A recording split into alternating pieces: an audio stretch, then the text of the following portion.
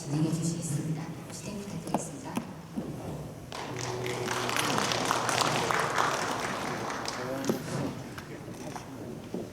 여러 회원님들 안녕하십니까. 대구 경북 내과의사의 고문 정재훈입니다. 오랜만에 인사드리게 돼서 되게 반갑습니다. 우리는 보통 이런 말을 하지요. 외로움은 누군가가 채워줄 수 있지만 어떤 친구에 대한 그리움은 그 친구가 아니면 채울 수 없다는 말이 있습니다. 우리 초음파에 대한 일반적인 지식은 아마 유튜브나 다른 학교에서 채울 수 있겠지만 우리 내과 의사가 알아야 될 정확한 초음파 지식은 대구 경북 내과 의사의 초음파 학회가 아니면 채울 수 없다고 저는 생각합니다. 오늘 앞전 세션, 오늘 세션, 또 후에 세션 다 훌륭한 강의가 준비되어 있으니까 잘 들으시고 또 진료에 많은 도움 되시길 바랍니다. 이번 세션은 체감도와 소화관 초음파에 대해서 공부해보는 시간을 가지겠습니다. 첫 강의는 체감도 관련 강의가 되는데 그건 제가 진행하고요. 두 번째 강의 소화관 초음파는 박진영 고문께서 진행하겠습니다. 그럼 첫 강의로 체감도 초음파 입문이라는 제목으로 서울의대 영상교학과 교수님 강호진 선생님께서 강의해 주시겠는데요. 근데 좀 불행하게도 아쉽게도 건강이 좀 안 좋으신가 봐요. 직접 내려오시지 못하고 동영상을 보내셔서 오늘 동영상 강의를 하겠습니다. 사전에 보니까 한 27분 정도 분량이던데요. 동영상 잘 보시고 진영갑은 우리 또 마침 두 번째 강의가 초음파에 대한 손준혁 원장님께서 강의하시는데요. 손준혁 원장님 또 체감도를 잘 아시니까 그분께 같이 질의응답을 가지는 시간을 가지려고 하겠습니다. 우리 강효진 교수님은 서울대학교 박사 하시고요. 서울대학교 부문에서 영상의학과에서 전공의 하시고 전임의 하시고 지금은 영상의학과 임상조 교수님으로 계십니다. 동영상 부탁드립니다. 안녕하십니까. 서울대학교 병원 김유진입니다. 저는 오늘 체감도 초음파에 대해서 말씀드리겠습니다. 내용이 많아 다소 스피디하게 진행하도록 하겠습니다. 체감도 초음파는 간 초음파와 그 테크닉 면에서 큰 차이는 없고 환자가 반드시 MPO가 된 상태여야 검사가 가능하다는 점이 가장 큰 차이점이라고 하겠습니다. 스캔뷰는 간 초음파와 유사하게 서브코스탈, 서브스터널, 인터코스탈, 헤파토리오제널 리가멘트 뷰, 그리고 판크레스 헤드 뷰로 구성되어 있습니다. 보시면 서브코스탈 뷰, 인터코스탈 뷰, 서브스터널 뷰, HDL 뷰, 그리고 판크레스 헤드 뷰입니다. GB 초음파에 대해서 먼저 말씀드리겠습니다. GB 레이어는 다들 아시다시피 머스큘러리스 뮤코자가 없고 서브 뮤코자가 없습니다. 뮤코자, 그래서 뮤코자 레이어와 근육층, 페리머스큘러 커넥티브 티슈 레이어와 세로자 이렇게 4개의 층으로 구성이 되어 있고 초음파상에서는 이 뮤코자가 가장 안쪽에 얇은 하얀색 선으로 보이는 이런 모습도 하이퍼 에코익 라인으로 보이고 그 바로 아래층이 근육층 그리고 바깥쪽에 커넥티브 티슈의 세로자가 하나로 하이퍼 에코익하게 3층의 형태로 보이는 게 가장 기본 구조입니다. GB의 가장 흔한 아나토믹 아노말리부터 살펴보면 휘리지안 캡 디포미티라고 휘리지안 캡이라는 건 모자를 말하는 건데 보면 끝에가 이렇게 꼽아져 있죠. 이런 모양을 가진 GB들이 가끔 있습니다. 임상적인 의미는 없고 혹시 이게 질병 상태는 아닌지 그런 것과 감별할 때 필요한 디포미티고 흔치 않게 볼 수 있습니다. GB 스톤은 다들 아시다시피 이제 굉장히 돌 자체의 초음파 반영이 되면서 굉장히 에코제닉한 형태로 나타나게 되고 이 초음파 반영으로 인해서 뒤쪽으로 포스테리어 아쿠스틱 쉐도잉이 나타나는 것이 GB 스톤의 특징이 되겠습니다. 당연히 이게 환자 포지션 체인지에 따라서 돌의 위치나 모양들이 바뀌는 게 특징이고 당연히 디펜던트 포션에 위치하고 있겠습니다. GP 슬러지는 뭐 굳이 비교하자면 모래나 진흙 정도가 되겠는데요. 얘도 마찬가지로 디펜던트 포지션으로 아래쪽으로 이렇게 깔리는 모양을 보일 거고, 포스테리 어쿠스틱 쉐도잉이 있긴 하지만 GP 스톤만큼 강한 반향을 일으키진 않기 때문에 이런 어쿠스틱 쉐도잉이 좀 약한 편입니다. 임상적으로 좀 중요한 GP 슬러지는 슬러지 볼인데 이게 이렇게 덩어리 형태로 나타나게 되면 이게 종양이랑 구분이 쉽지 않기 때문입니다. 그래서 다른 이름으로는 종양을 닮았다 해서 큐머팩티브 슬러지라는 이름을 가지고도 있습니다. 또 실제로 이런 덩어리를 보았을 때 이가 슬러지 볼인지 아니면 GP 내에 매스인지 구별을 하기 위해서 몇 가지 검사를 해보게 되는데, 일단 환자 포지션 체인지를 해서 얘가 움직이는 병변인지를 확인해보면 매스인지 아닌지를 알 수 있고요.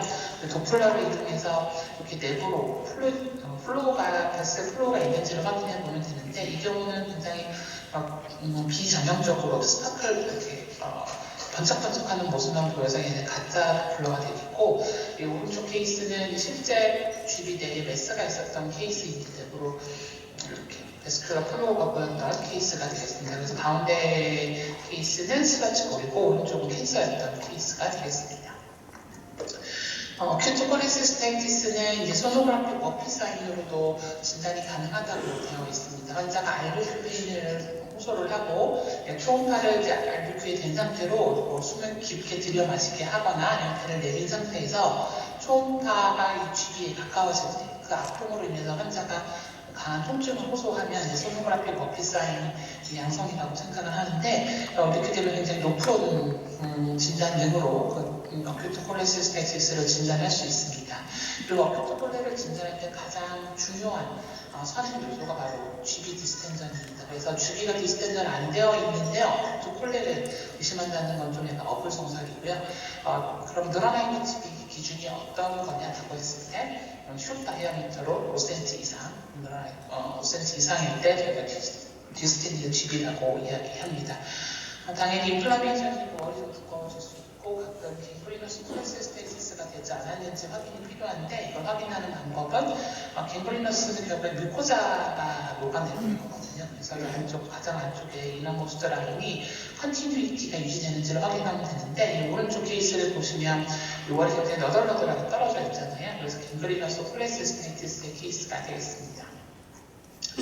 아데노마이마토시스는 혹한하게 머시크니고를 나타나게 되고, 이 아데노마이마토시스가 왜 생기는지 그 패소피지올로지를 알면 영상 소장의 이해하는 조금 더 수월하실 거라 생각이 드는데, 결국에는 뮤코자가 근육층으로 이렇게 뿔룩뿔룩 우물을 타고 들어가는 모양이잖아요. 그래서 그 파진 우물을 우리가 로프타스키 사이너스, 아르크 사이너스라고 부르게 되고, 뿔룩뿔룩하게 들어가는 사이너스가 결국엔 인트라뮤럴 시스트 형태로 나타나게 되고, 이 시스트 내부에 크리스테 같은 것들이 끼게 되면 코멘트의 아티팩트를 보이는 것이 아데노마이마토시스의 영상 소견이 되겠습니다. 그래서 보시면 펜터스에 포컬하게도 인볼브하기도 하고, 바디에 세그멘탈하게도 인볼브하고, 월 전체에 디퓨저하게도 인볼브하는데, 이 판터스에 인볼브한 거 보면 여기 인트라뮤럴 시스트가 내부에 있는 것을 보실 수 있고, 이 디퓨저하게 된 이 케이스의 경우는 이렇게 코멘트의 아티팩트를 운반하고 있죠. 그래서 이런 소견들을 보고 아데노마이마토시스를 진단할 수 있겠습니다. 잔소그레놀마토시스는 흔한 질병은 아니지만 캔서와 분별이 좀 어려울 수 있어서 이거 보고요.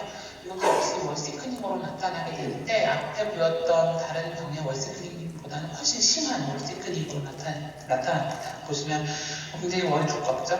두꺼운 월시크닝이 나타나고, 그 내부로 하이포 에콜린 아듈들이 이렇게 있는데, 이 아듈들은 잔소그레놀마나 스몰 옵세스로 알려져 있습니다. 그리고 굉장히 인필트라티브하게 자라서 간과의 경계가 잘 그려지지 않고 지저분한 현상을 보이는 것이 잔소그레놀마토시스의 특징이고, 그래서 이런 인필트라티브한 모습 때문에 우리가 캔서랑 많이 고민을 하는데, 상대적으로 GB 캔서는 뮤코자에서 오리진하는 병인데 잔소는 그렇지 않거든요. 그래서 이 초음파 내에서 이 안쪽, 가장 안쪽이 뮤코자 라이닝이 비교적 인텍트한 모습이 잔소그레놀마토시스와 GB 캔서의 감별의 포인트가 되겠습니다.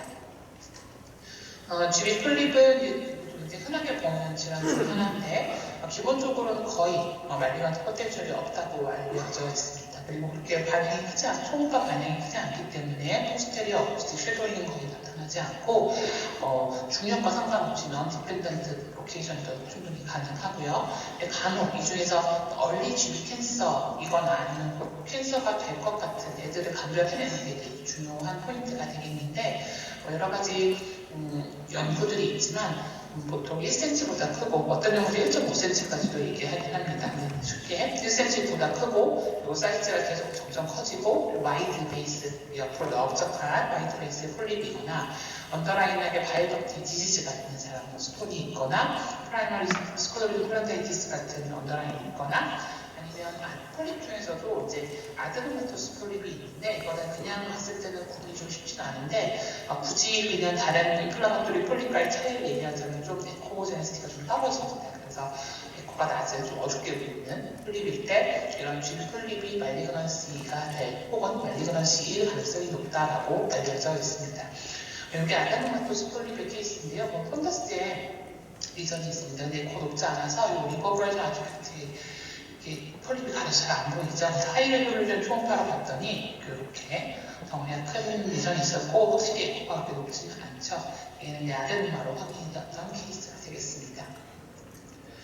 GB 캔서는 이제 가장 우리가 GB 캔서 가장 조심하고 가장 감별을 하고 싶은 그 중에 하나일 건데 이것도 마찬가지로 월시크닉으로 나타나고요. 얘는 뮤코자에서 오리진하는 병이기 때문에 뮤코자의 디스컨티뉴이티를 보는 게 가장 핵심이 되겠습니다. 그래서 보시면 여러분 덩어리가 있는데 뮤코자 해져 있고 케이스 보면 지금 뮤코자와 머스큘라 근육층과의 경계가 거의 구분되지 않는 근육 레이어링이 깨진 메스가 월시크닉이 보이고 있고요. GB 내부에도 이렇게 덩어리가 있는 케이스가 되겠습니다. 이런 형태로 GB 캔서가 보여질 수 있겠습니다. 그리고 또 볼 수 있는 GB 병은 이제 GB 자체의 병은 없는데 리버 시로시스나 뷰텐파테이티스 등으로 이렇게 GB 부어서 이데마가 있고 이로 인해서 이렇게 페인을 호소하는 경우도 왕왕 있거든요. 여기 보시면 이렇게 GB가 있는데 뮤코사는 묘적이 인텐타죠. 근데 GB 아래층에 보면은 어떤 안쪽 층에 보면 이렇게 물이 고여서 퉁퉁 부어있는 이런 모습을 보이면 GB가 이데마가 있구나. 근데 이데마가 왜 있지? 이렇게 생각해서 그 원인을 찾아보시면 되겠습니다. 다음으로 판크레아스로 넘어가 보도록 하겠습니다. 판크레아스는 아시다시피 후공막강 공간이죠. 그래서 굉장히 멀리 있는 것처럼 느껴지지만 실제로는 리버럴 포스트 리섹션보다 훨씬 더 초음파 프로에 가까이 있는 장기입니다. 근데 이 판크레아스는 그 크기가 크지 않은 데에 비해서 주변에 듀오데남, 스토막, 티콜론 다 지나가고 있어서 뷰가 가리는 문제가 있죠. 그래서 좌우를 잘 치고 판크레아스를 보는 게 중요하고 판크레아스의 이제 구조는 온시네이트 프로세스, 헤드, 넥, 그리고 바디, 그리고 쪽지 이렇게 구성이 되어 있습니다. 판크레아스 초음파에서는 이제 포인트는 이 어떤 병을 발견했을 때 그 병이 뭔지 캐릭터라이제이션을 하는 게 목적이 아니라 오히려 얘가 판크레아스가 내 병이 있는지를 디텍션하는 데 훨씬 더 포커스가 맞춰져 있습니다. 그래서 그 말은 다시 말하면 판크레아스를 잘 보아야 한다가 되겠습니다. 디텍션이기 때문에. 그럼 어떻게 하면 판크레아스를 잘 볼 수 있느냐? 그러면 혹시 스토막이나 이런 데 스토막이나 듀오데넘에 가스가 가려서 안 보인다. 그럼 환자에게 한 컵을 먹고 초음파를 보시면 좀 수월하고요. 그리고 피콜론이나 이런 장기를 너무 가린다. 그럼 45도로 기울어진 자세로 보면 판크레아스를 잘 보실 수 있고 그리고 온시네이트 프로세스가 생각보다 아래쪽으로 발 쪽으로 내려와 있습니다. 그래서 보실 때 바디만 보고 판크레아스 있네 하고 끝이 아니라 아래쪽으로 발 쪽으로 쭉 끌어내려서 온시네이트 프로세스까지 꼭 확인하시는 것이 필요하고 그래도 잘 안 보인다 그러면 스플랫 베이를 찾으시면 되는데 이게 어네코익하고 좀 비교적 크기가 굵기 때문에 웬만하면 보면 잘 듭니다. 그래서 이 스플랫 베이를 찾으시고 위에 얹어져 있는 판크레아스를 찾으면 수월하게 판크레아스를 찾으실 수 있고요. 굉장히 작은 구조물인데 여기 굉장히 혈관이나 덕트도 있고 많죠. 그래서 그런 것들과 연결을 위해서 도플러를 활용하시는 것이 중요하겠습니다. 판크레아스 리전은 크게 솔리드 포칼 리전과 시스템 포칼 리전으로 구분할 수 있는데 솔리드 포칼 리전에서 가장 우리가 염려하는 것은 바로 판크레아틱 캔서가 되겠습니다. 하지만 판크레아틱 캔서는 이제 발견하기가 어려운 것으로 알려져 있습니다. 실제로 옛날 연구긴 하지만 1cm보다 작은 판크레아스 캔서가 어떤 형태를 보이는가 이제 일본에서 봤더니 심지어 CT를 포함해서 이런 연구였는데 이 1cm보다 작은 조그마한 판크레아스 캔서의 경우는 60%에서 매스는 보이지도 않았고 토탈 딜레테이션만 약간 미만하더라 라고 하는 연구가 있습니다. 그래서 그만큼 포칼 리전 자체를 초음파에서 발견하는 건 쉽지는 않은데 대신에 가장 먼저 피덕 체인지가 분산이 되기 때문에 거꾸로 메스텔산의 목적으로 목표를 두는 게 아니라 피덕을 찾고 피덕이 괜찮은지를 확인하는 게 이 판크레아스 캔서를 이벨리에이션 하는 데 핵심이 되겠습니다.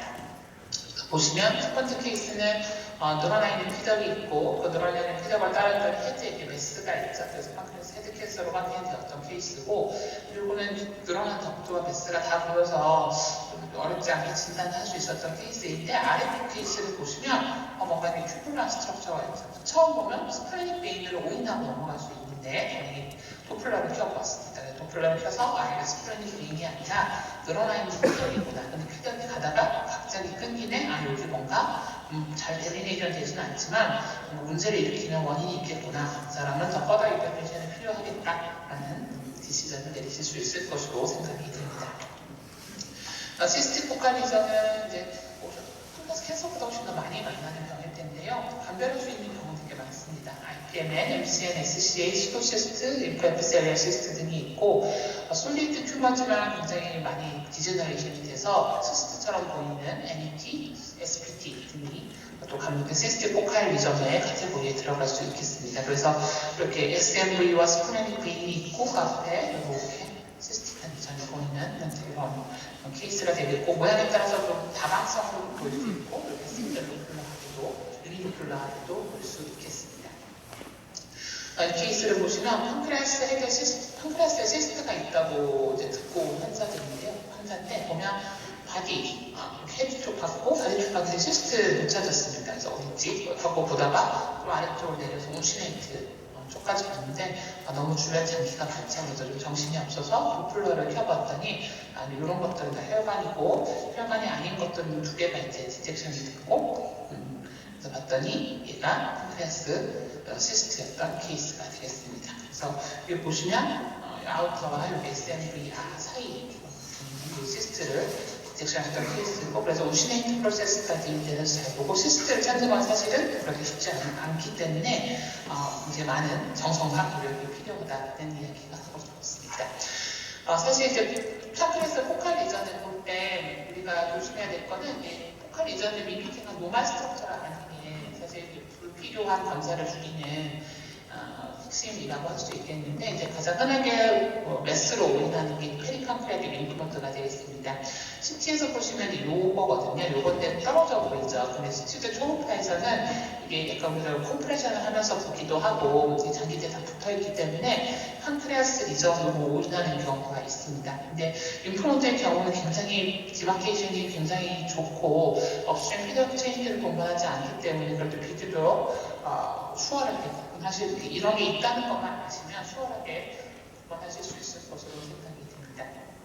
그리고 또 로마 스트럭처랑 오인할 수 있는 포칼 리전으로 오인할 수 있는 로마 스트럭처에는 디스탈 CBD와 GDA가 있습니다. 판크레아스 헤드에서 보시면 디스탈 CBD가 인서션하는 부분이 있고요. 판크레아스 헤드 앞쪽으로 타고 넘고 있는 GDA를 볼 수 있습니다. GDA는 사실 도플러를 켜면 바로 이제 차이가 나기 때문에 그렇게 어렵지 않게 감별할 수 있는데 가끔 디스탈 CBD 요 컷을 보고 이게 판크레아스 헤드 시스트다라고 하고 상급 종합병원으로 리퍼가 돼서 오시는 분들이 있거든요. 그래서 이런 불필요한 검사를 줄이기 위해서는 사실 디스탈 CBD는 위아래로 조금만 트레이스해 보면 굉장히 길쭉하게 큐블라하게 연결이 되어 있습니다. 그래서 이런 거 좀 조심하셨으면 좋겠습니다. 세 번째로는 이제 바이오덕트에 대해서 말씀을 드리고자 합니다. 바이오덕트는 이제 인트라이페틱 덕트와 익스트라이페틱 덕트로 나뉘어지고 인트라이페틱 덕트는 원래 잘 초음파에서는 잘 볼 수 없다고 알려져 있습니다. 그런데 이제 초음파 기계가 좋아져서 간혹 이제 IH가 보이는 경우가 있는데 이게 보인다 하더라도 그 자체가 문제가 있는 건 아니고 2mm보다 작거나 아니면 같이 포탈 트리아드니까 포탈베인이랑 바이오덕트 아트리 세 개가 같이 가잖아요. 포탈베인 옆에 그 바이오덕트가 다이아미터 40, 포탈베인의 반 이하다라고 하면 큰 문제가 없을 것으로 생각이 되고, 실제 초음파에서 보면 여기 좀 통통하게 보이는 것이 포탈베인이고, 그 아래쪽으로 약간 기차기처럼 얇게 따라가는 것이 바로 IHD가 되겠습니다. 이 IHD가 늘어나게 되면 어떻게 보이냐면, 이렇게 덕트가 포탈이 있고, 그 옆에 또 비슷하게 늘어나 있는 덕트가 보이는 더블 덕트 사인. 이렇게 보일 수 있고요. 아니면 이걸 단면으로 보면 건축의 총구처럼 보이는 샷건 사인, 혹은 패러럴 체럴 사인 이런 등의 사인의 이름이 여기 있지만 어쨌든 이렇게 두 개가 나란히 가는 모습을 보일 수 있다는 것을 말씀드리겠습니다. 익스트라이팔틱 덕트는 이 HD의 뷰에서 좀 이렇게 확인을 하게 되는데 이 HDL 뷰에서 볼 때 아무데나 측정을 하시면 되는 건 아니고요. 요 라이트 패디 아테리가 이렇게 넘어가는 요 레벨에서 다이아미터를 측정하셔야 됩니다. 왜냐하면 바이덕트가 이게 좀 더 밑으로 내려갈수록 더 미전전태해져서 특별한 원인이 없이도 그냥 살짝 늘어나 있을 수 있기 때문에 하이런 가까이에서 다이아미터를 측정하셔야 된다는 걸 기억하셨으면 하고, 보통은 6mm 이하 정상이고 8mm 늘어나 있다고 하는데 약간 나이에 따라서 조금 어르신들 경우에는 10mm까지는 그냥 이유 없이 늘어날 수 있다고 되어 있어서 상황에 맞게 판단하시면 될 것 같습니다. 그래서 이런 익스트라이팔틱 덕트 다이아미터 측정을 다시 한번 보시면 HDL 뷰에서 헤파틱 아테리가 이렇게 가로로 크로싱 오버한 요 레벨에서 재고 잴 때는 이너 투 이너로, 왜냐하면 우리는 뭘 시크닝을 재려는 게 아니라 덕트 딜라테이션을 재는 거기 때문에 이너 투 이너 레이어로 몇 미리 정도의 다이아미터를 가지고 있는지 측정을 해주시면 되겠습니다.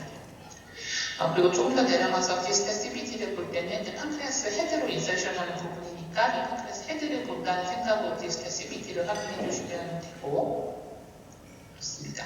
그래서 바이오덕트 딜라테이션은 일단 이것도 디텍션을 먼저 하셔야겠죠. 그래서 덕트 딜라테이션이 발견이 되면 이게 왜 늘어났는지를 이제 이렇게 알고리즘으로 따라서 생각을 해보는 건데, 메케니컬한 원인이 있이 늘어나게 되면 이 덕트가 프로포셔널하게, 그러니까 IHD와 EHD가 그 비율에 맞게 늘어나는 모습을 보이게 됩니다. 그래서 메케니컬한 원인이 있을 때고, 그와 다르게 IHD는 늘어나는데 EHD는 안 늘어나거나 혹은 그 반대이거나 이런 식으로 디스프로포셔널하게 늘어나면 이거는 non-obstructive dilatation의 가능성이 더 높다 해서 이렇게 카테고리로 구분해서 보통 보게 되고요. 이런 메케니컬 원인이 있는 프로포셔널한 딜라테이션의 경우에는 그럼 그 원인이 무엇일까에 따라서 비나인과 말리그런시로 생각을 해볼 수 있고, 비나인에는 스톤과 비나인 스틱, 말리그런시에는 각종 캔서들이 있겠죠. 그리고 이런 옵스트럭티브 딜라테이션은 환자들이 대부분 페인이나 든디살의 병동말루티 같은 심통을 공부하는 것이 대부분입니다. non-obstructive 딜라테이션의 경우는 증상이 없고 CSM 프랙션이나 플레도파시스트, 포스트오프 체인지, 세나이 체인지 이렇게 등등등 보일 수가 있겠습니다. 하나씩 보시면 그냥 이제부터 케이스는 이제 IH 스톤의 케이스인데 덕트가 늘어나 있고 프록시말 포션에 이런 에코제닉한 리전이 보이고 있죠. 그래서 IH 스톤에 의해서 업스트림 덕트가 늘어나 있는 케이스가 되겠고요. 그리고 다른 케이스인데 보면 더블 덕트 사인이 보이고 있고, 하일럼 쪽에도 굉장히 뭔가 튜블러한 게 많아서 플러를 켜보았더니 일부는 혈관인데 일부는 늘어난 덕트가 되겠습니다. 그리고 판크레아스 피덕도 드러나 있고, 왜 이렇게 드러났지 하고 바이오덕트 중간으로 내려와 봤더니 디스탈 CBD에 스톤이 있었던 케이스가 되겠습니다. 비나인 스트릭처는 보통 이제 바이오덕트가 데미지를 받고 그 시컬레로 남은 이제 비나인 스트릭처가 되겠는데, 흔하게는 이제 TPA 같은 클리어리 서저리를 받거나 예전에 돌이 지나가면서 흔적이 남았거나 크로닉 판크레아타이티스나 PSC 같은 언더라인 있는 경우에도 스트릭처가 동반되는 경우가 많습니다.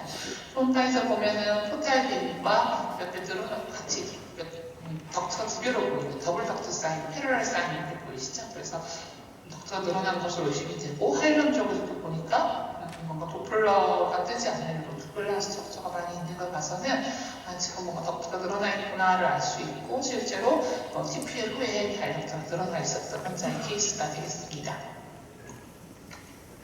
말리그런시에 의한 옵스트럭션은 보시면 이제 사실 바이오덕트의 캔서는 여러 가지 타입이 있지만 이렇게 이렇게 월이 두꺼워지는 인필트라티브 타입으로 자라나는 것이 대부분 솔리드 매스를 형성하기보다는 그래서 페리알리아 캔서를 볼 때는 이 병변 자체를 찾기보다는 이 병변으로 인해서 업스트림 덕트의 체인지를 확인하는 것이 더 바람직한 것으로 생각이 되고 이 아래 케이스를 보면 덕트가 이렇게 늘어나 있고 늘어있는 덕트를 트레이스 해보았더니 하이럼 쪽에서 이렇게 갑자기 어그럽트하게 덕트가 좁아져 있는 모습이 보이고 또 이렇게 덕트 월시크닝까지 이렇게 잡혀있죠. 월시크닝이 확인이 되었던 케이스이고 실제로 CT를 찍었더니 하이라 캔서였던 케이스가 되겠습니다.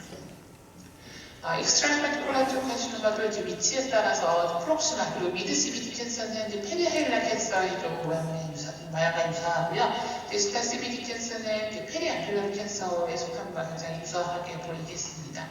그래서 보면 늘어나 있는 덕트가 있고 따라가다 보니까 미드 CBD에 뭔가 덩어리 같은 게 보이고 그래서 미드 CBD 캔서였던 케이스고 아래로 보시면 늘어나 있는 덕트가 있고 EH도 늘어나 있고 트레이스를 해봤더니 디스탈 CBD에 이런 웨스라이크 리전이 있었던 그런 쪽 핵심의 케이스가 되겠습니다.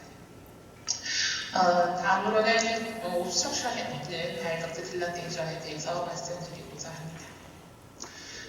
콜레도컬 시스트는 이제 콘제니탈 시스틱 딜라테이션으로 잘 알려져 있죠. 배제 진단으로 진단하는 병 중에 하나이고 이게 뭔가 이렇게 말 그대로 덕트가 축 늘어나 있는 그런 모습을 볼 때 우리가 콜레도컬 시스트라고 이야기를 하는데 이 자체로는 큰 당장의 증상은 없긴 하지만 마리그넌시의 리스크가 올라가고 돌이 잘 생기고 염증이 만들기 때문에 보통 젊은 나이에 수술을 하는 것을 권장하고 있고 거의 대부분의 경우에 APBDU가 동반이 됩니다. APBDU의 경우에는 피덕과 디스탈 CBD의 커먼 채널이 굉장히 길게 형성되어 있는 경우가 되겠고 이 아래 보시면 이 피덕과 바이덕트가 맞는 이 커먼 채널이 굉장히 길죠. 그래서 16mm보다 길면 이걸 APBDU라고 하는데 대부분의 이 콜레도컬 시스템은 APBDU를 동반하고 있습니다. 이 아래 환자의 경우도 APBDU가 있고 3세인데 덕트가 지금 12mm 정도로 굉장히 늘어나 있죠. 그래서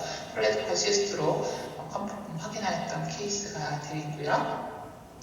어르신들에서는 크로노키아시스 시네시스가 이제 갖고 보이기도 하는데 이거는 이제 바이오덕트에 기생하는 기생충이고 이 기생충 자체의 바이어빌리티와 상관없이 예전에 감염이 되었다고 하더라도 이런 시퀄레가 남습니다. 그래서 바이오덕트가 페리페랄까지 굉장히 힘있게 늘어나 있는 모습을 보이는 것이 크로노키아시스 시네시스의 특징이고 디스프로포셔널한 딜라테이션의 대표적인 예 중에 하나입니다. 그래서 특별히 어디 막힌 건 아닌데 그냥 이렇게 덕트가 IHD가 끝까지 잡게 들어가 있는 모습을 보이고 상대적으로 익스트라이파틱 덕트는 몸안 다양성을 보이는 것이 크로노키아시스 시네시스 인펙션의 특징이라고 하겠습니다. 그래서 초음파에서 보시면 이 자체가 IHD가 늘어나 있긴 하지만 아주 엄청나게 늘어나 있는 것도 아니라서 더블 덕트 사이즈까지로 보이지는 않고요. 이 포탈 옆에 페리포탈 에코가 이렇게 증가되어 있는 모습으로 보이는 것이 바로 크로노키아시스 시네시스의 특징이고 역시 EHD 딜라테이션이 동반되지 않을 때 생각을 해볼 수 있겠습니다.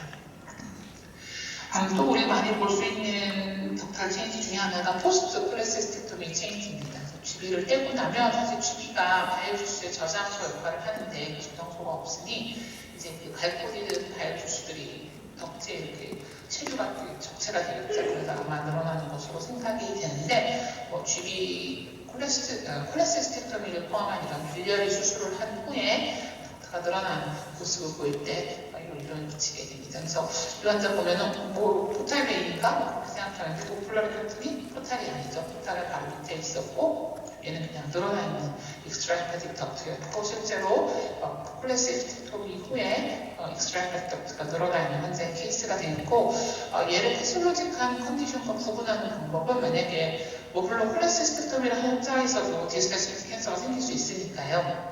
그러면 이게 IHD 딜라테이션이 없다는 그 차이점이 되겠습니다. 그냥 익스트라이파틱 덕트만 살짝 늘어나 있는 게 콜레시스텍토미 체인지이고 거꾸로 IHD의 딜라테이션까지 같이 분발이 되어 있다. 그럼 이거는 뭔가 원인이 있는, 메케니컬 원인이 있는 옵스트럭티브 딜라테이션이기 때문에 그 원인을 찾는 워크업이 필요할 것으로 생각이 됩니다. 그 외에도 최근에 바이덕트 빌리어리 옵스트럭션 히스토리가 있거나 아니면 장의 기능이 좀 떨어져 있을 경우에도 바이덕트가 특별한 막히는 원인 없이 드러났을 수 있고요. 가장 흔하게는 이제 나이가 드시면 엘라스티시티가 떨어지면서 10mm까지 떨어져 있을 수도 있게 되겠습니다. 네, 제 강의는 여기까지고 이제 되게 많은 내용이었는데 끝까지 경청해 주셔서 감사합니다. 집에서 녹음하시는지 가끔 애기 소리가 들렸지만 강의 내용이나 목소리가 강의 속도 등이 아주 좋아서 더 집중할 수 있었던 것 같습니다. 다음 강의는 우리 박진영 본부님께서 진행하겠습니다. 예, 회원 여러분 안녕하십니까. 고문 박진영입니다. 이어서 두 번째 주제를 진행하겠습니다.